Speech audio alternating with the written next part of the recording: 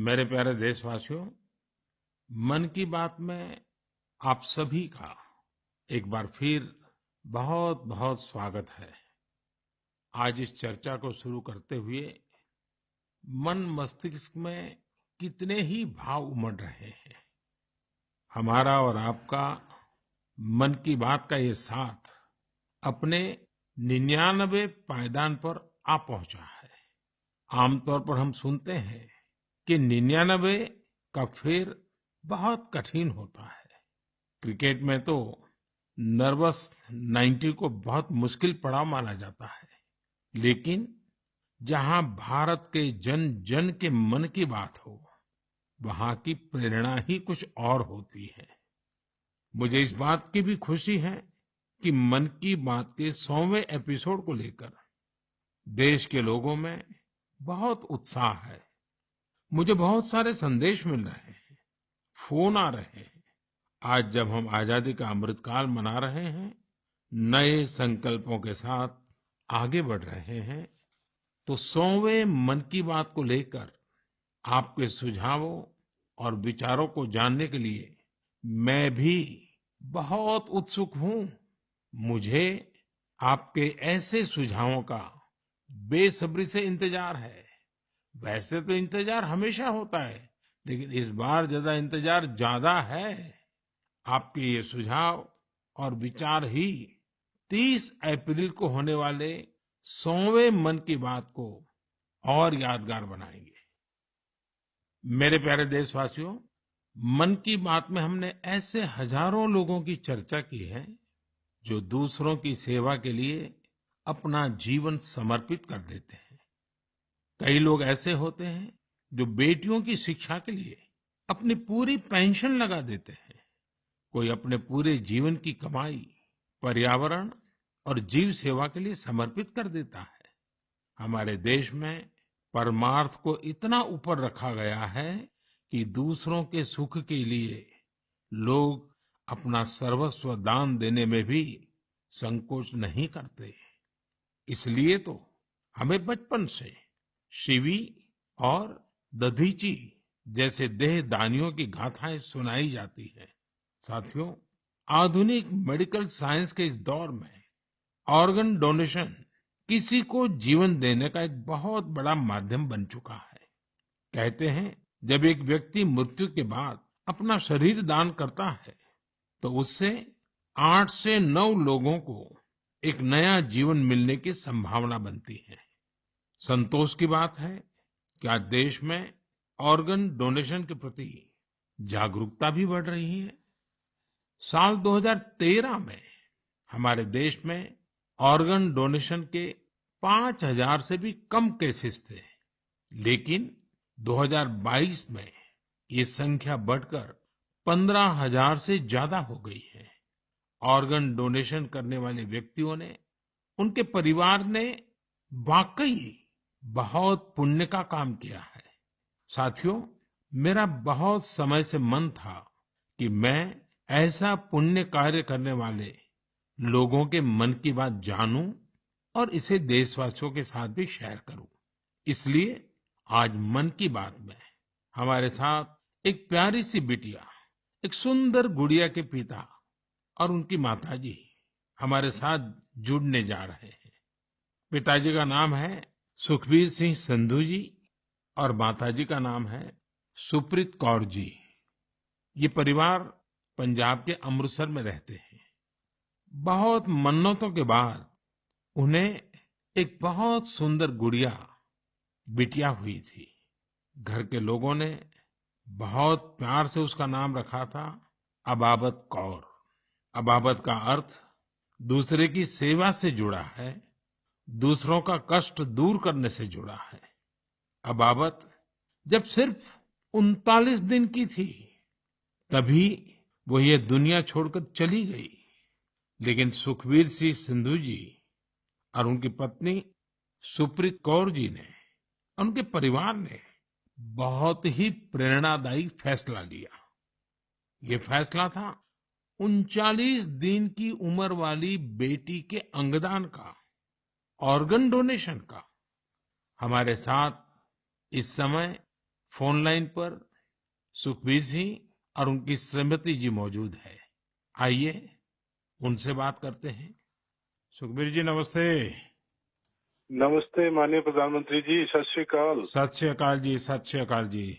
सुखबीर जी मैं आज मन की बात के संबंध में सोच रहा था तो मुझे लगा कि अबाबत की बात इतनी प्रेरक है, वो आप ही के मुंह से सुनूं, क्योंकि घर में बेटी का जन्म जब होता है तो अनेक सपने, अनेक खुशियां लेकर आता है।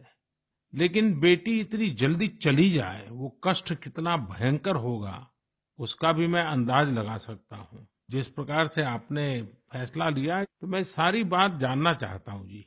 सर, भगवान ने बहुत अच्छा बच्चा दिया था हमें। बहुत प्यारी गुड़िया हमारे घर में आई थी। उसके पैदा होते ही हमें पता चला कि उसके दिमाग में एक ऐसा नाड़ियों का गुच्छा बना हुआ है जिसकी वजह से उसके दिल का आकार बड़ा हो रहा है।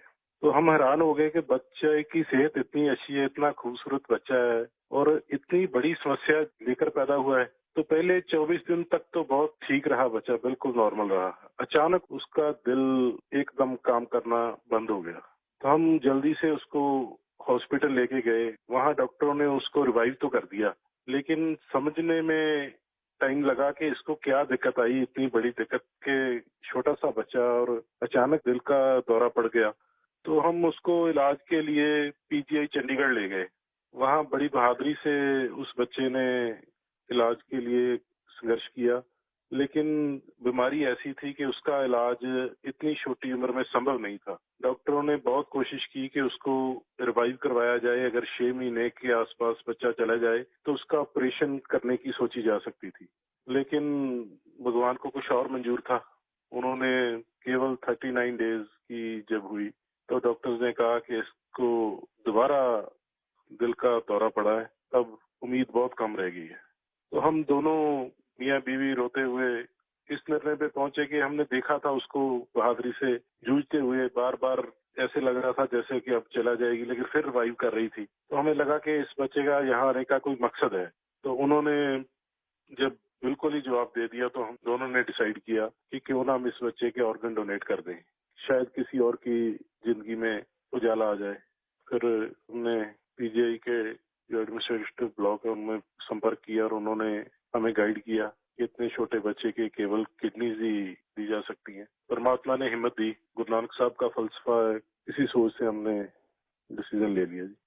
नहीं, गुरुओं ने जो शिक्षा दी है उसको आपने जी करके दिखाया जी। सुप्रीत जी हैं क्या, उनसे बात हो सकती है? जी सर। हेलो। सुप्रीत जी मैं आपको प्रणाम करता हूँ। नमस्कार सर, नमस्कार। सर, ये हमारे लिए बड़ी गर्व की बात है कि आप हमसे बात कर रहे हैं। आपने इतना बड़ा काम किया है और मैं मानता हूँ देश ये सारी बातें जब सुनेगा तो बहुत लोग किसी की जिंदगी बचाने के लिए आगे आएंगे।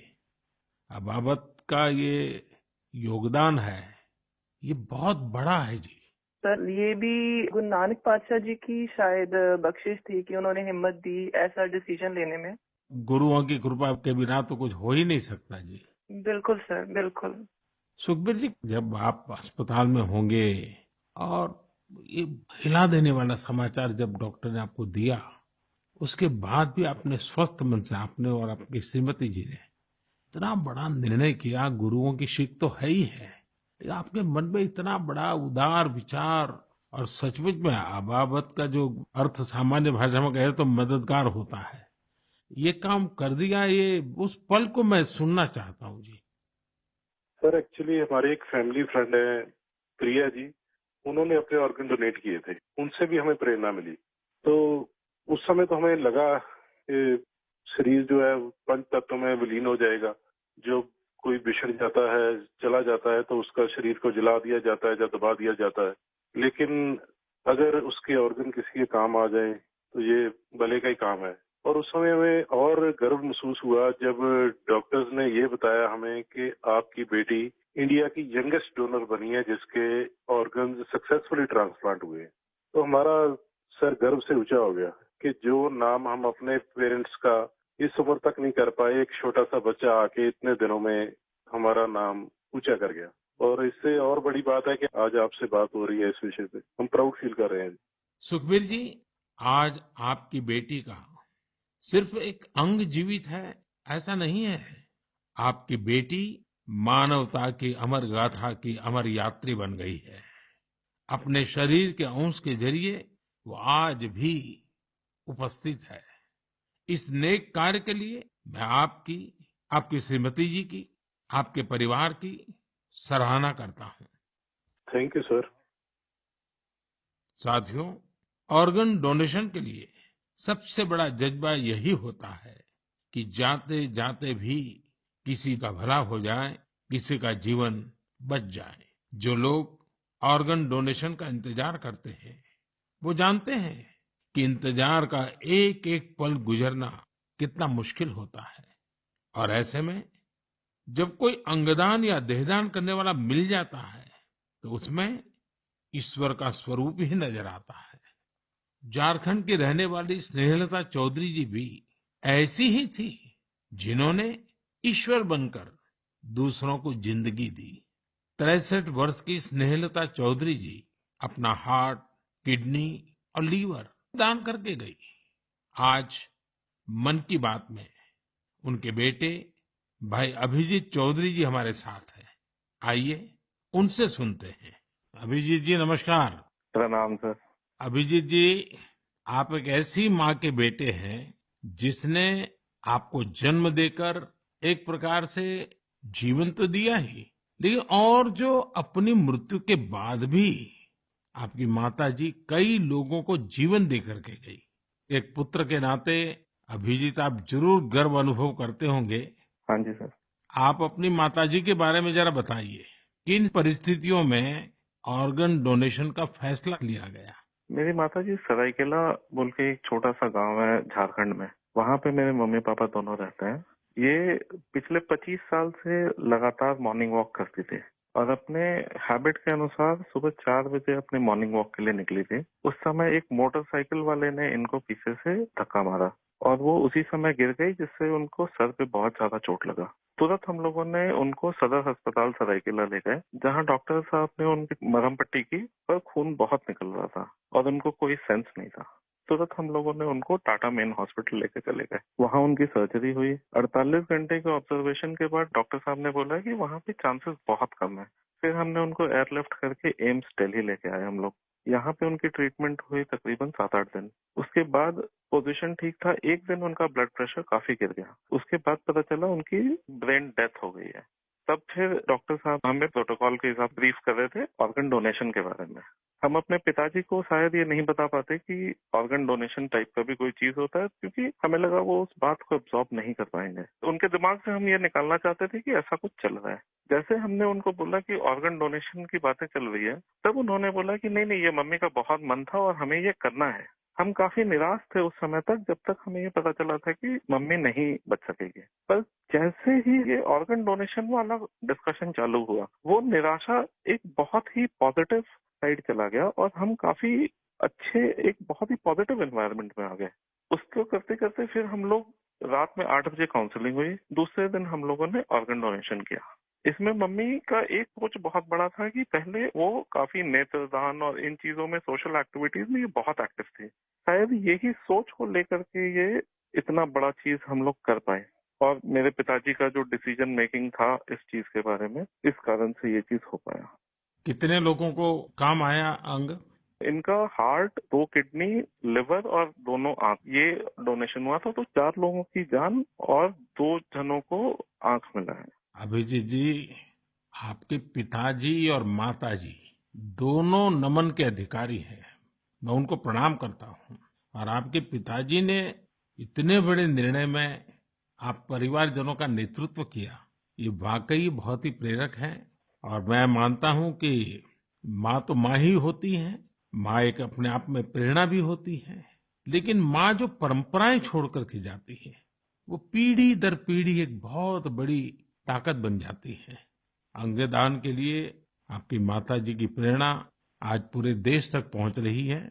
मैं आपके इस पवित्र कार्य और महान कार्य के लिए आपके पूरे परिवार को बहुत बहुत बधाई देता हूं। अभिजीत जी धन्यवाद जी, और आपके पिताजी को हमारे प्रणाम जरूर कह देना। जरूर जरूर, थैंक यू। साथियों, 39 दिन की अबाबत कौर हो या 63 वर्ष की स्नेहलता चौधरी, इनके जैसे दानवीर हमें जीवन का महत्व समझाकर जाते हैं। हमारे देश में आज बड़ी संख्या में ऐसे जरूरतमंद है जो स्वस्थ जीवन की आशा में किसी ऑर्गन डोनेट करने वाले का इंतजार कर रहे हैं। मुझे संतोष है कि अंगदान को आसान बनाने और प्रोत्साहित करने के लिए पूरे देश में एक जैसी पॉलिसी पर भी काम हो रहा है। इस दिशा में राज्यों की डोमिसाइल की शर्त को हटाने का निर्णय भी लिया गया है। यानी अब देश के किसी भी राज्य में जाकर मरीज ऑर्गन प्राप्त करने के लिए रजिस्टर करवा पाएगा। सरकार ने ऑर्गन डोनेशन के लिए 65 वर्ष से कम आयु की आयु सीमा को भी खत्म करने का फैसला लिया है। इन प्रयासों के बीच मेरा देशवासियों से आग्रह है कि ऑर्गन डोनर ज्यादा से ज्यादा संख्या में आगे आएं। आपका एक फैसला कई लोगों की जिंदगी बचा सकता है, जिंदगी बना सकता है। मेरे प्यारे देशवासियों, ये नवरात्र का समय है, शक्ति की उपासना का समय है। आज भारत का जो सामर्थ्य नए सिरे से निखर कर सामने आ रहा है, उसमें बहुत बड़ी भूमिका हमारी नारी शक्ति की है। हाल फिलहाल ऐसे कितने ही उदाहरण हमारे सामने आए हैं। आपने सोशल मीडिया पर एशिया की पहली महिला लोको पायलट सुरेखा यादव जी को जरूर देखा होगा। सुरेखा जी एक और कीर्तिमान बनाते हुए वंदे भारत एक्सप्रेस की भी पहली महिला लोको पायलट बन गई है। इसी महीने प्रोड्यूसर गुनीत मोंगा और डायरेक्टर कार्तिकी गोंजाल्विस, उनकी डॉक्यूमेंट्री एलिफेंट विस्परर्स ने ऑस्कर जीतकर देश का नाम रोशन किया है। देश के लिए एक और उपलब्धि भाभा एटॉमिक रिसर्च सेंटर की साइंटिस्ट बहन ज्योतिर्मयी मोहंती जी ने भी हासिल की है। ज्योतिर्मयी जी को केमिस्ट्री और केमिकल इंजीनियरिंग की फील्ड में IUPAC का विशेष अवार्ड मिला है। इस वर्ष की शुरुआत में ही भारत की अंडर-19 महिला क्रिकेट टीम ने T20 वर्ल्ड कप जीतकर नया इतिहास रचा। अगर आप राजनीति की ओर देखेंगे तो एक नई शुरुआत नागालैंड में हुई है। नागालैंड में 75 वर्षों में पहली बार 2 महिला विधायक जीतकर विधानसभा पहुंची है। इनमें से एक को नागालैंड सरकार में मंत्री भी बनाया गया है। यानी राज्य के लोगों को पहली बार एक महिला मंत्री भी मिली है। साथियों, कुछ दिनों पहले मेरी मुलाकात उन जाबाज बेटियों से भी हुई जो तुर्की में विनाशकारी भूकंप के बाद वहां के लोगों की मदद के लिए गई थी। ये सभी NDRF के दस्ते में शामिल थी। उनके साहस और कुशलता की पूरी दुनिया में तारीफ हो रही है। भारत ने UN मिशन के तहत शांति सेना में वुमेन ओनली प्लेटून की भी तैनाती की है। आज देश की बेटियां हमारी तीनों सेनाओं में अपने शौर्य का झंडा बुलंद कर रही है। Group captain Shaliza Dhami combat unit में कमांड अपॉइंटमेंट पाने वाली पहली महिला वायुसेना अधिकारी बनी है। उनके पास करीब 3000 घंटे का फ्लाइंग एक्सपीरियंस है। इसी तरह भारतीय सेना की जांबाज कैप्टन शिवा चौहान सियाचिन में तैनात होने वाली पहली महिला अधिकारी बनी है। सियाचिन में जहां पारा -60 डिग्री तक चला जाता है, वहां शिवा 3 महीनों के लिए तैनात रहेगी। साथियों, यह लिस्ट इतनी लंबी है कि यहाँ सबकी चर्चा करना भी मुश्किल है। ऐसी सभी महिलाएं, हमारी बेटियां आज भारत और भारत के सपनों को ऊर्जा दे रही है। नारी शक्ति की ये ऊर्जा ही विकसित भारत की प्राणवायु है। मेरे प्यारे देशवासियों, इन दिनों पूरे विश्व में स्वच्छ ऊर्जा, रिन्यूएबल एनर्जी की खूब बात हो रही है। मैं जब विश्व के लोगों से मिलता हूं तो वो इस क्षेत्र में भारत की अभूतपूर्व सफलता की जरूर चर्चा करते हैं। खासकर भारत सोलर एनर्जी के क्षेत्र में जिस तेजी से आगे बढ़ रहा है वो अपने आप में एक बहुत बड़ी उपलब्धि है। भारत के लोग तो सदियों से सूर्य से विशेष रूप से नाता रखते हैं। हमारे यहाँ सूर्य की शक्ति को लेकर जो वैज्ञानिक समझ रही है, सूर्य की उपासना की जो परंपराएं रही हैं, वो अन्य जगहों पर कम ही देखने को मिलते हैं। मुझे खुशी है कि आज हर देशवासी सौर ऊर्जा का महत्व भी समझ रहा है और क्लीन एनर्जी में अपना योगदान भी देना चाहता है। सबका प्रयास की यही स्पिरिट आज भारत के सोलर मिशन को आगे बढ़ा रही है। महाराष्ट्र के पुणे में ऐसे ही एक बेहतरीन प्रयास ने मेरा ध्यान अपनी ओर खींचा है। यहाँ एमएसआर ऑलिव हाउसिंग सोसाइटी के लोगों ने तय किया कि वे सोसाइटी में पीने के पानी, लिफ्ट और लाइट जैसी सामूहिक उपयोग की चीजें अब सोलार एनर्जी से ही चलाएंगे। इसके बाद इस सोसाइटी में सबने मिलकर सोलर पैनल लगवाए। आज इन सोलर पैनल से हर साल करीब 90,000 किलोवाट आवर बिजली पैदा हो रही है। इससे हर महीने लगभग 40,000 रुपए की बचत हो रही है। इस बचत का लाभ सोसाइटी के सभी लोगों को हो रहा है। साथियों, पुणे की तरह ही दमन दीव में जो दीव है, जो एक अलग जिला है, वहां के लोगों ने भी एक अद्भुत काम करके दिखाया है। आप जानते ही होंगे कि दीव सोमनाथ के पास है। दीव भारत का पहला ऐसा जिला बना है जो दिन के समय सभी जरूरतों के लिए 100% क्लीन एनर्जी का इस्तेमाल कर रहा है। दीव की इस सफलता का मंत्र भी सबका प्रयास ही है। कभी यहाँ बिजली उत्पादन के लिए संसाधनों की चुनौती थी। लोगों ने इस चुनौती के समाधान के लिए सोलर एनर्जी को चुना। यहाँ बंजर जमीन और कई बिल्डिंग्स पर सोलर पैनल्स लगाए गए। इन पैनल से दीव में दिन के समय जितनी बिजली जरूरत होती है उससे ज्यादा बिजली पैदा हो रही है। इस सोलर प्रोजेक्ट से बिजली खरीद पर खर्च होने वाले करीब 52 करोड़ रुपए भी बचे हैं। इससे पर्यावरण की भी बड़ी रक्षा हुई है। साथियों, पुणे और दीव उन्होंने जो कर दिखाया है, ऐसे प्रयास देश भर में कई और जगहों पर भी हो रहे हैं।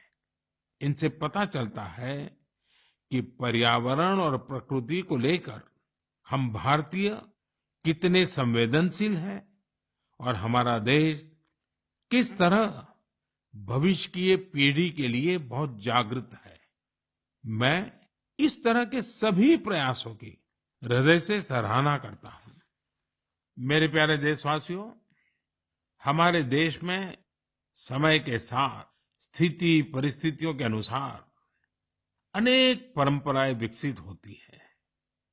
यही परंपराएं हमारी संस्कृति का सामर्थ्य बढ़ाती हैं और उसे नित्य नूतन प्राण शक्ति भी देती है। कुछ महीने पहले ऐसी ही एक परंपरा शुरू हुई काशी में। काशी तमिल संगमम के दौरान काशी और तमिल क्षेत्र के बीच सदियों से चले आ रहे ऐतिहासिक और सांस्कृतिक संबंधों को सेलिब्रेट किया गया। एक भारत श्रेष्ठ भारत की भावना हमारे देश को मजबूती देती है। हम जब एक दूसरे के बारे में जानते हैं, सीखते हैं, तो एकता की ये भावना और प्रगाढ़ होती है। यूनिटी की इसी स्पिरिट के साथ अगले महीने गुजरात के विभिन्न हिस्सों में सौराष्ट्र तमिल संगमम होने जा रहा है। सौराष्ट्र तमिल संगमम 17 से 30 अप्रैल तक चलेगा। मन की बात के कुछ श्रोता जरूर सोच रहे होंगे कि गुजरात के सौराष्ट्र का तमिलनाडु से क्या संबंध है। दरअसल सदियों पहले सौराष्ट्र के अनेकों लोग तमिलनाडु के अलग अलग हिस्सों में बस गए थे। ये लोग आज भी सौराष्ट्री तमिल के नाम से जाने जाते हैं। उनके खान पान, रहन सहन, सामाजिक संस्कारों में आज भी कुछ कुछ सौराष्ट्र की झलक मिल जाती है। मुझे इस आयोजन को लेकर तमिलनाडु से बहुत से लोगों ने सराहना भरे पत्र लिखे हैं। मदुरई में रहने वाले जयचंद्रन जी ने एक बड़ी ही भावुक बात लिखी है। उन्होंने कहा है कि 1000 साल के बाद पहली बार किसी ने सौराष्ट्र तमिल के रिश्तों के बारे में सोचा है। सौराष्ट्र से तमिलनाडु आकर के बसे हुए लोगों को पूछा है। जयचंद्रन जी की बातें हजारों तमिल भाई बहनों की अभिव्यक्ति है। साथियों, मन की बात के श्रोताओं को मैं असम से जुड़ी हुई एक खबर के बारे में बताना चाहता हूं। ये भी एक भारत श्रेष्ठ भारत की भावना को मजबूत करती है। आप सभी जानते हैं कि हम वीर लासित बोरफुकन जी की 400वीं जयंती मना रहे हैं। वीर लासित बोरफुकन ने अत्याचारी मुगल सल्तनत के हाथों से गुवाहाटी को आजाद करवाया था। आज देश इस महान योद्धा के अदम्य साहस से परिचित हो रहा है। कुछ दिन पहले लासित बोरफुकन के जीवन पर आधारित निबंध लेखन का एक अभियान चलाया गया था।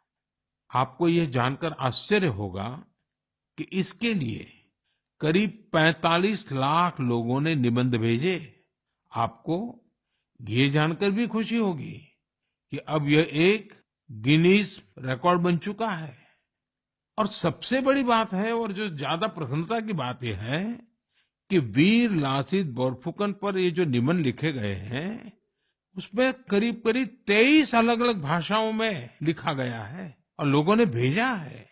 इनमें असमिया भाषा के अलावा हिंदी, अंग्रेजी, बांग्ला, बोडो, नेपाली, संस्कृत, संथाली जैसी भाषाओं में लोगों ने निबंध भेजे हैं। मैं इस प्रयास का हिस्सा बने सभी लोगों की हृदय से प्रशंसा करता हूं। मेरे प्यारे देशवासियों, जब कश्मीर या श्रीनगर की बात होती है तो सबसे पहले हमारे सामने उसकी वादियां और डल झील की तस्वीर आती है। हम में से हर कोई डल झील के नजारों का लुत्फ उठाना चाहता है। लेकिन डल झील में एक और बात खास है। डल झील अपने स्वादिष्ट लोटस स्टेम्स, कमल के तनों या कमल ककड़ी के लिए भी जानी जाती है। कमल के तनों को देश में अलग अलग जगह अलग अलग नाम से जानते हैं। कश्मीर में इन्हें नादरू कहते हैं। कश्मीर के नादरू की डिमांड लगातार बढ़ रही है। इस डिमांड को देखते हुए डल झील में नादरू की खेती करने वाले किसानों ने एक एफपीओ बनाया है। इस एफपीओ में करीब 250 किसान शामिल हुए हैं। आज ये किसान अपने नादरू को विदेशों तक भेजने लगे हैं। अभी कुछ समय पहले ही इन किसानों ने 2 खेप यूएई भेजी है। ये सफलता कश्मीर का नाम तो कर ही रही है, साथ ही इससे सैकड़ों किसानों की आमदनी भी बढ़ी है। साथियों, कश्मीर के लोगों का कृषि से ही जुड़ा हुआ ऐसा ही एक और प्रयास इन दिनों अपनी कामयाबी की खुशबू फैला रहा है। आप सोच रहे होंगे कि मैं कामयाबी की खुशबू क्यों बोल रहा हूं। बात है ही खुशबू की, सुगंध की ही तो बात है। दरअसल जम्मू कश्मीर के डोडा जिले में एक कस्बा है भदरवा। यहाँ के किसान दशकों से मक्के की पारंपरिक खेती करते आ रहे थे, लेकिन कुछ किसानों ने कुछ अलग करने की सोची।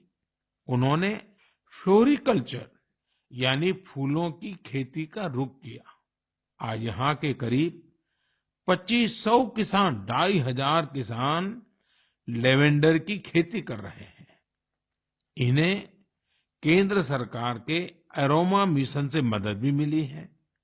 इस नई खेती ने किसानों की आमदनी में बड़ा इजाफा किया है और आज लेवेंडर के साथ साथ इनकी सफलता की खुशबू भी दूर दूर तक फैल रही है। साथियों, जब कश्मीर की बात हो, कमल की बात हो, फूल की बात हो, सुगंध की बात हो, तो कमल के फूल पर विराजमान रहने वाली माँ शारदा का स्मरण आना बहुत स्वाभाविक है। कुछ दिन पूर्व ही कुपवाड़ा में माँ शारदा के भव्य मंदिर का लोकार्पण हुआ है। ये मंदिर उसी मार्ग पर बना है जहां से कभी शारदा पीठ के दर्शनों के लिए जाया करते थे। स्थानीय लोगों ने इस मंदिर के निर्माण में बहुत मदद की है। मैं जम्मू कश्मीर के लोगों को इस शुभ कार्य के लिए बहुत बहुत बधाई देता हूं। मेरे प्यारे देशवासियों, इस बार मन की बात में बस इतना ही। अगली बार आपसे मन की बात के 100वें एपिसोड में मुलाकात होगी। आप सभी अपने सुझाव जरूर भेजिए। मार्च के इस महीने में हम होली से लेकर नवरात्रि तक कई पर्व और त्योहारों में व्यस्त रहे हैं। रमजान का पवित्र महीना भी शुरू हो चुका है। अगले कुछ दिनों में श्री राम नवमी का महापर्व भी आने वाला है।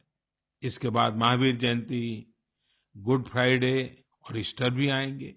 अप्रैल के महीने में हम भारत के 2 महान विभूतियों की जयंती भी मनाते हैं।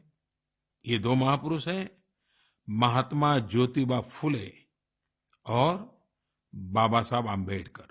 इन दोनों ही महापुरुषों ने समाज में भेदभाव मिटाने के लिए अभूतपूर्व योगदान दिया। आज आजादी के अमृतकाल में हमें ऐसी महान विभूतियों से सीखने और निरंतर प्रेरणा लेने की जरूरत है। हमें अपने कर्तव्यों को सबसे आगे रखना है। साथियों, इस समय कुछ जगहों पर कोरोना भी बढ़ रहा है, इसलिए आप सभी को एहतियात बरतनी है, स्वच्छता का भी ध्यान रखना है। अगले महीने मन की बात के 100वें एपिसोड में हम लोग फिर मिलेंगे। तब तक के लिए मुझे विदा दीजिए। धन्यवाद। नमस्कार।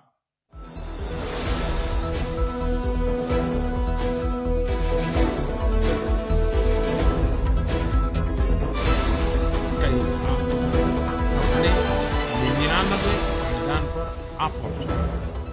आमतौर पर हम सुनते हैं कि 99 का फेर बहुत कठिन होता है।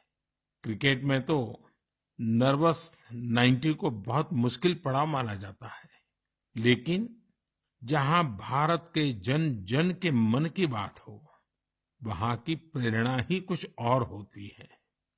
मुझे इस बात की भी खुशी है कि मन की बात के 100वें एपिसोड को लेकर देश के लोगों में बहुत उत्साह है। मुझे बहुत सारे संदेश मिल रहे हैं, फोन आ रहे हैं।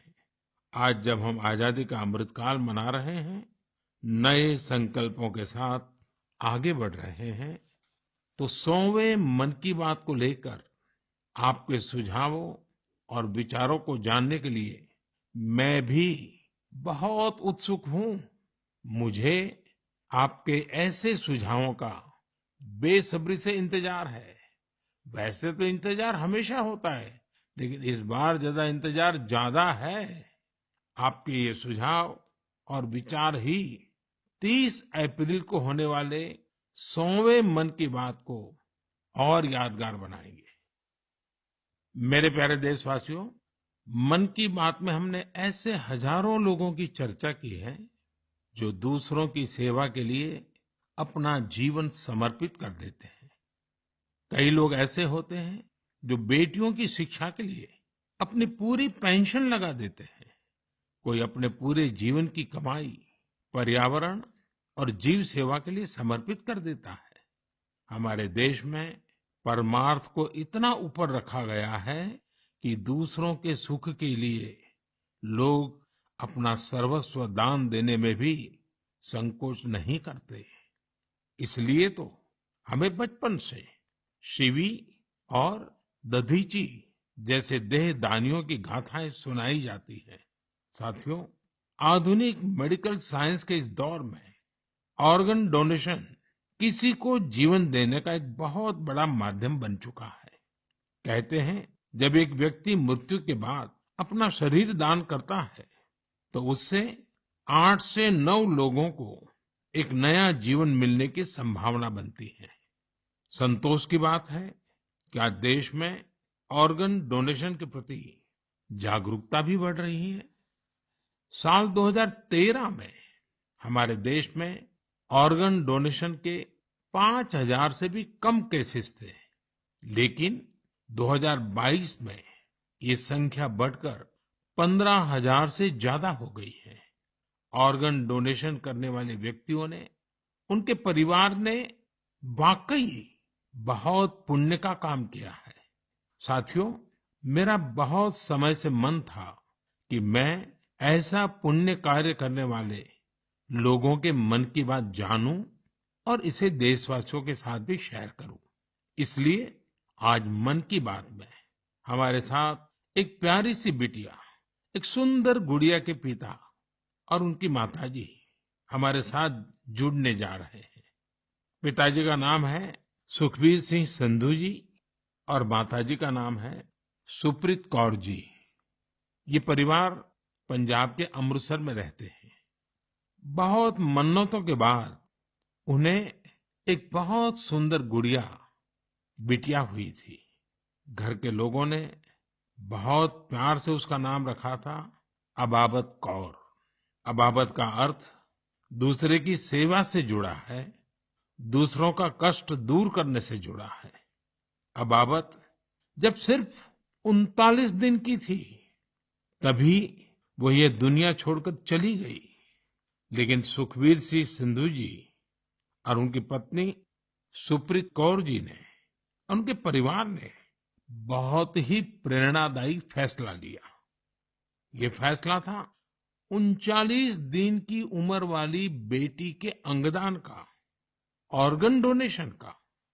हमारे साथ इस समय फोन लाइन पर सुखबीर सिंह और उनकी श्रीमती जी मौजूद है। आइए उनसे बात करते हैं। सुखबीर जी, नमस्ते।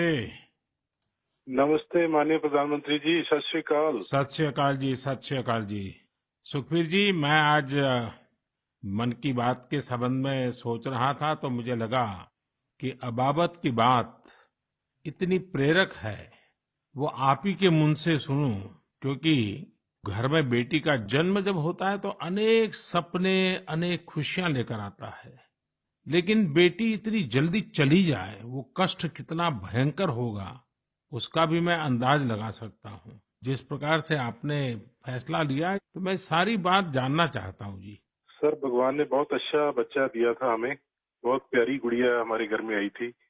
उसके पैदा होते ही हमें पता चला कि उसके दिमाग में एक ऐसा नाड़ियों का गुच्छा बना हुआ है जिसकी वजह से उसके दिल का आकार बड़ा हो रहा है। तो हम हैरान हो गए कि बच्चे की सेहत इतनी अच्छी है, इतना खूबसूरत बच्चा है और इतनी बड़ी समस्या लेकर पैदा हुआ है। तो पहले 24 दिन तक तो बहुत ठीक रहा बच्चा, बिल्कुल नॉर्मल रहा।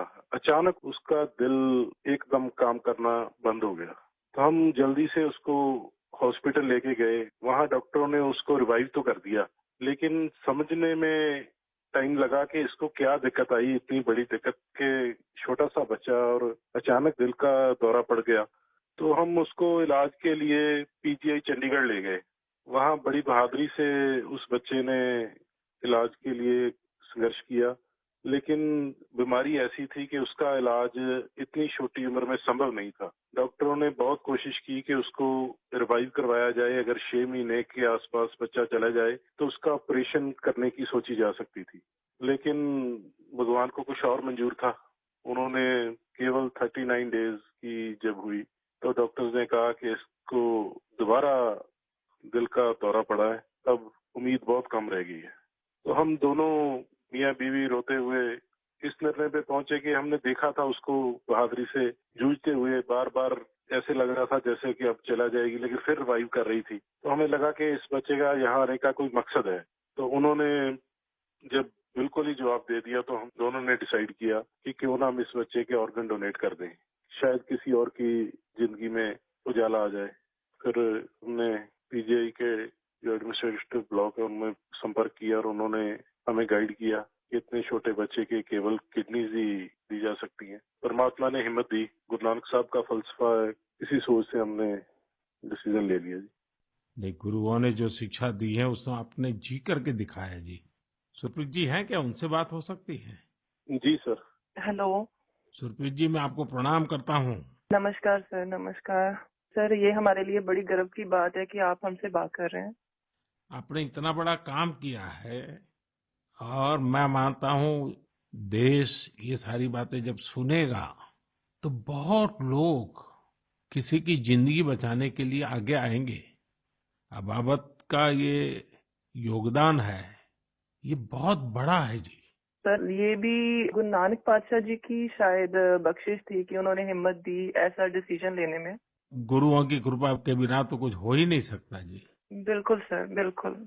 सुखबीर जी, जब आप अस्पताल में होंगे और ये हिला देने वाला समाचार जब डॉक्टर ने आपको दिया, उसके बाद भी आपने स्वस्थ मन से, आपने और आपकी श्रीमती जी ने इतना बड़ा निर्णय किया। गुरुओं की सीख तो है ही है, लेकिन आपके मन में इतना बड़ा उदार विचार, और सचमुच में अबाबत का जो अर्थ सामान्य भाषा में कहे तो मददगार होता है, ये काम कर दिया। ये उस पल को मैं सुनना चाहता हूँ जी। सर एक्चुअली हमारे एक फैमिली फ्रेंड है प्रिया जी, उन्होंने अपने ऑर्गन डोनेट किए थे, उनसे भी हमें प्रेरणा मिली। तो उस समय तो हमें लगा कि शरीर जो है पंच तत्व में विलीन हो जाएगा, जो कोई बिछड़ जाता है, चला जाता है तो उसका शरीर को जला दिया जाता है या दबा दिया जाता है, लेकिन अगर उसके ऑर्गन किसी के काम आ जाए तो ये भले का ही काम है। और उस समय हमें और गर्व महसूस हुआ जब डॉक्टर्स ने ये बताया हमें कि आपकी बेटी इंडिया की यंगेस्ट डोनर बनी है जिसके ऑर्गन सक्सेसफुली ट्रांसप्लांट हुए। तो हमारा सर गर्व से ऊंचा हो गया कि जो नाम हम अपने पेरेंट्स का इस उम्र तक नहीं कर पाए, एक छोटा सा बच्चा आके इतने दिनों में हमारा नाम ऊंचा कर गया। और इससे और बड़ी बात है कि आज आपसे बात हो रही है इस विषय पे, हम प्राउड फील कर रहे हैं।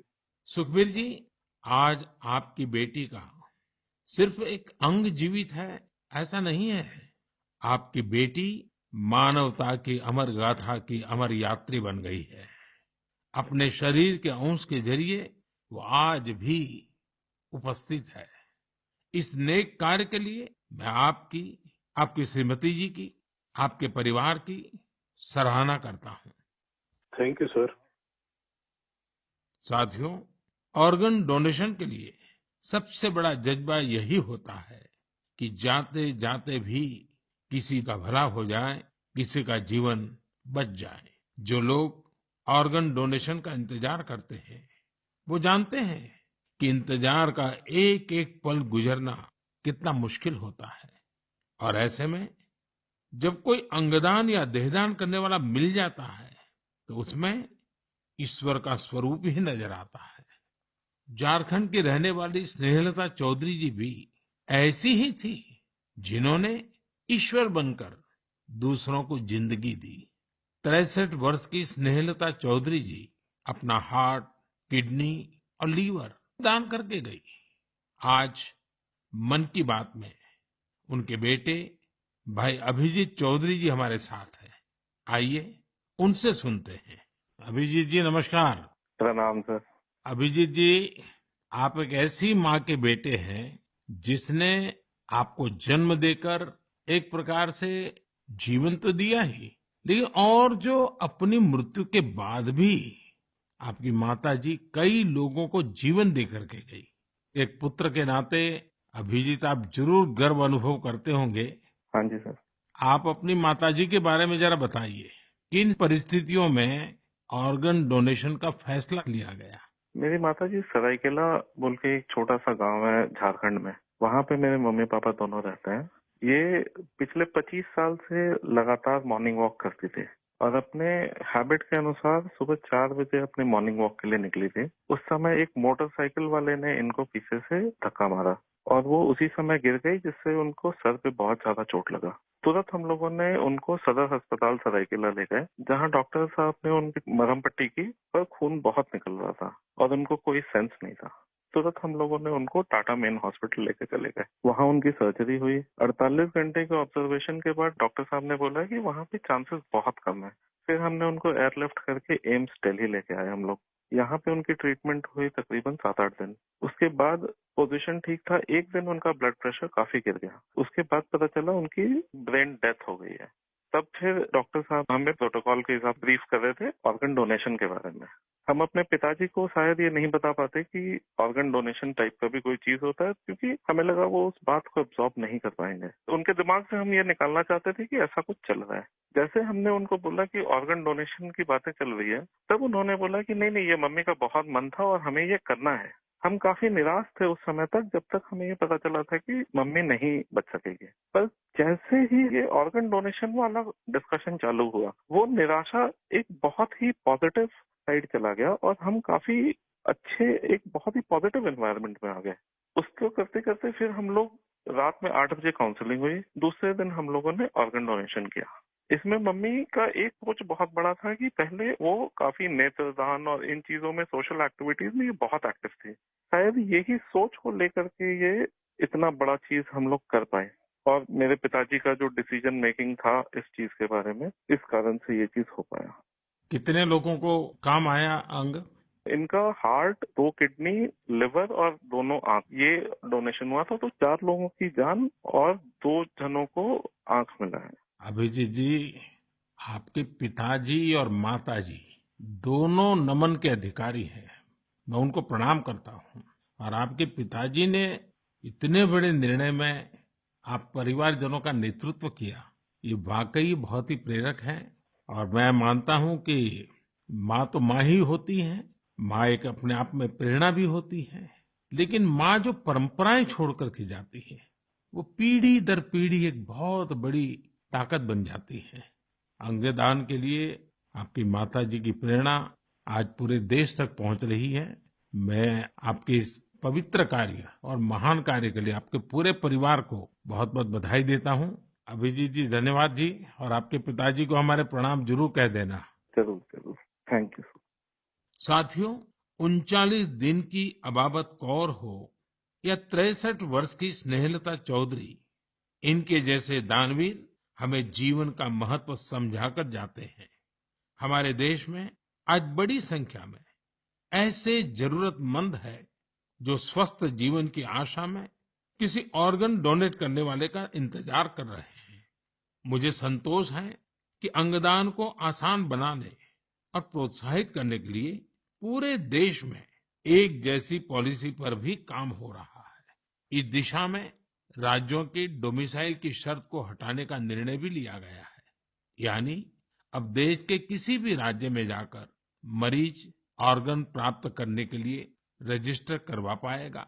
सरकार ने ऑर्गन डोनेशन के लिए 65 वर्ष से कम आयु की आयु सीमा को भी खत्म करने का फैसला लिया है।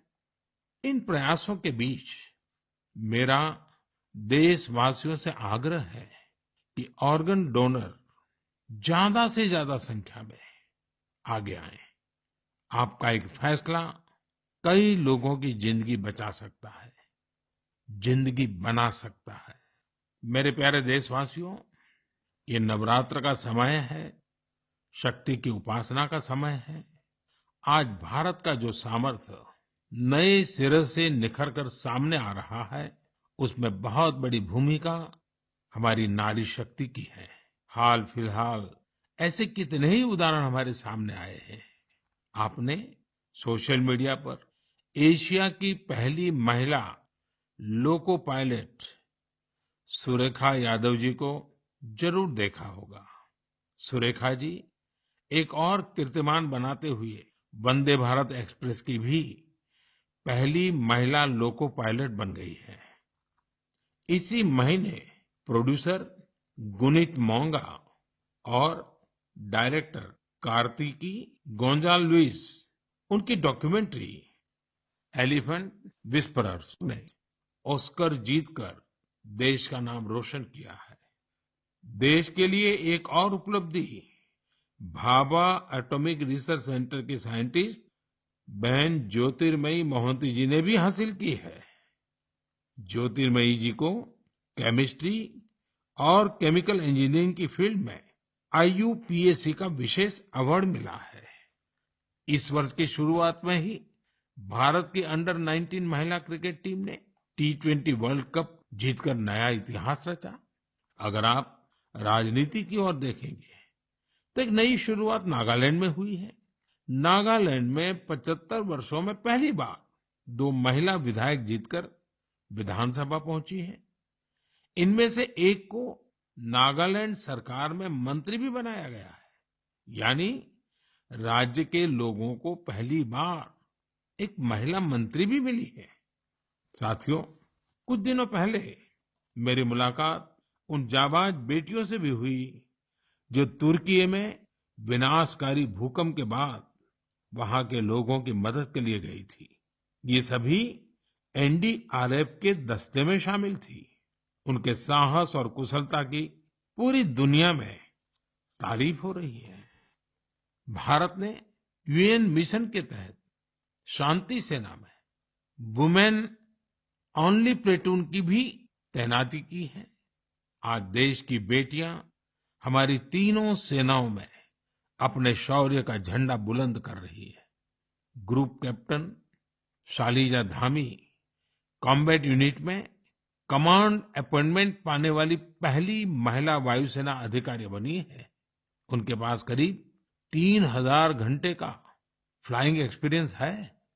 इसी तरह भारतीय सेना की जांबाज कैप्टन शिवा चौहान सियाचिन में तैनात होने वाली पहली महिला अधिकारी बनी है। सियाचिन में जहां पारा -60 डिग्री तक चला जाता है, वहां शिवा 3 महीनों के लिए तैनात रहेगी। साथियों, यह लिस्ट इतनी लंबी है कि यहाँ सबकी चर्चा करना भी मुश्किल है। ऐसी सभी महिलाएं, हमारी बेटियां आज भारत और भारत के सपनों को ऊर्जा दे रही है। नारी शक्ति की ये ऊर्जा ही विकसित भारत की प्राणवायु है। मेरे प्यारे देशवासियों, इन दिनों पूरे विश्व में स्वच्छ ऊर्जा, रिन्यूएबल एनर्जी की खूब बात हो रही है। मैं जब विश्व के लोगों से मिलता हूं तो वो इस क्षेत्र में भारत की अभूतपूर्व सफलता की जरूर चर्चा करते हैं। खासकर भारत सोलर एनर्जी के क्षेत्र में जिस तेजी से आगे बढ़ रहा है, वो अपने आप में एक बहुत बड़ी उपलब्धि है। भारत के लोग तो सदियों से सूर्य से विशेष रूप से नाता रखते हैं। हमारे यहाँ सूर्य की शक्ति को लेकर जो वैज्ञानिक समझ रही है, सूर्य की उपासना की जो परंपराएं रही है, वो अन्य जगहों पर कम ही देखने को मिलते हैं। मुझे खुशी है कि आज हर देशवासी सौर ऊर्जा का महत्व भी समझ रहा है और क्लीन एनर्जी में अपना योगदान भी देना चाहता है। सबका प्रयास की यही स्पिरिट आज भारत के सोलर मिशन को आगे बढ़ा रही है। महाराष्ट्र के पुणे में ऐसे ही एक बेहतरीन प्रयास ने मेरा ध्यान अपनी ओर खींचा है। यहाँ एमएसआर ऑलिव हाउसिंग सोसाइटी के लोगों ने तय किया कि वे सोसाइटी में पीने के पानी, लिफ्ट और लाइट जैसी सामूहिक उपयोग की चीजें अब सोलार एनर्जी से ही चलाएंगे। इसके बाद इस सोसाइटी में सबने मिलकर सोलर पैनल लगवाए। आज इन सोलर पैनल से हर साल करीब 90,000 किलोवाट आवर बिजली पैदा हो रही है। इससे हर महीने लगभग 40,000 रुपए की बचत हो रही है। इस बचत का लाभ सोसाइटी के सभी लोगों को हो रहा है। साथियों, पुणे की तरह ही दमन दीव में जो दीव है, जो एक अलग जिला है, वहां के लोगों ने भी एक अद्भुत काम करके दिखाया है। आप जानते ही होंगे कि दीव सोमनाथ के पास है। दीव भारत का पहला ऐसा जिला बना है जो दिन के समय सभी जरूरतों के लिए 100% क्लीन एनर्जी का इस्तेमाल कर रहा है। दीव की इस सफलता का मंत्र भी सबका प्रयास ही है। कभी यहाँ बिजली उत्पादन के लिए संसाधनों की चुनौती थी। लोगों ने इस चुनौती के समाधान के लिए सोलर एनर्जी को चुना। यहाँ बंजर जमीन और कई बिल्डिंग्स पर सोलर पैनल्स लगाए गए। इन पैनल से दीव में दिन के समय जितनी बिजली जरूरत होती है उससे ज्यादा बिजली पैदा हो रही है। इस सोलर प्रोजेक्ट से बिजली खरीद पर खर्च होने वाले करीब 52 करोड़ रुपए भी बचे हैं। इससे पर्यावरण की भी बड़ी रक्षा हुई है। साथियों, पुणे और दीव उन्होंने जो कर दिखाया है, ऐसे प्रयास देश भर में कई और जगहों पर भी हो रहे हैं। इनसे पता चलता है कि पर्यावरण और प्रकृति को लेकर हम भारतीय कितने संवेदनशील हैं और हमारा देश किस तरह भविष्य की पीढ़ी के लिए बहुत जागृत है।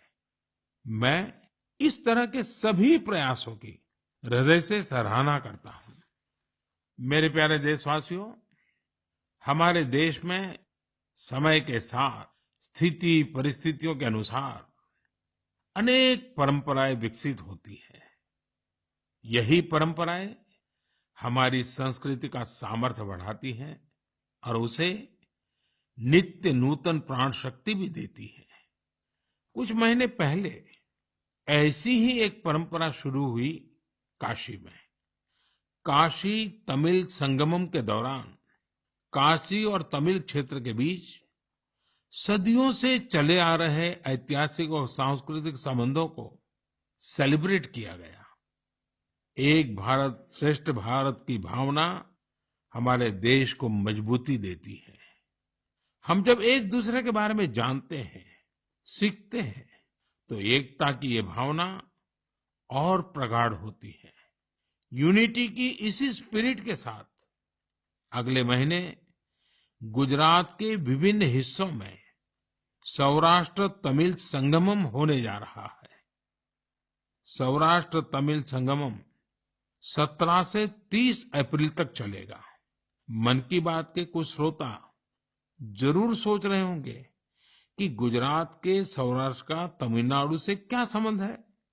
दरअसल सदियों पहले सौराष्ट्र के अनेकों लोग तमिलनाडु के अलग अलग हिस्सों में बस गए थे। ये लोग आज भी सौराष्ट्री तमिल के नाम से जाने जाते हैं। उनके खान पान, रहन सहन, सामाजिक संस्कारों में आज भी कुछ कुछ सौराष्ट्र की झलक मिल जाती है। मुझे इस आयोजन को लेकर तमिलनाडु से बहुत से लोगों ने सराहना भरे पत्र लिखे हैं।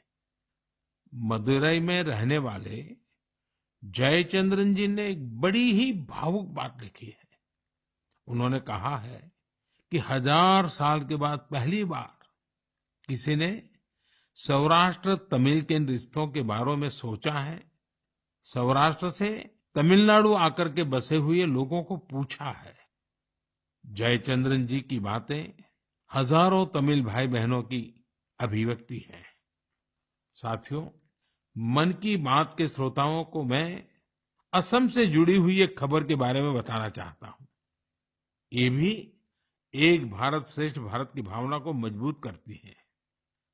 आप सभी जानते हैं कि हम वीर लासित बोरफुकन जी की 400वीं जयंती मना रहे हैं।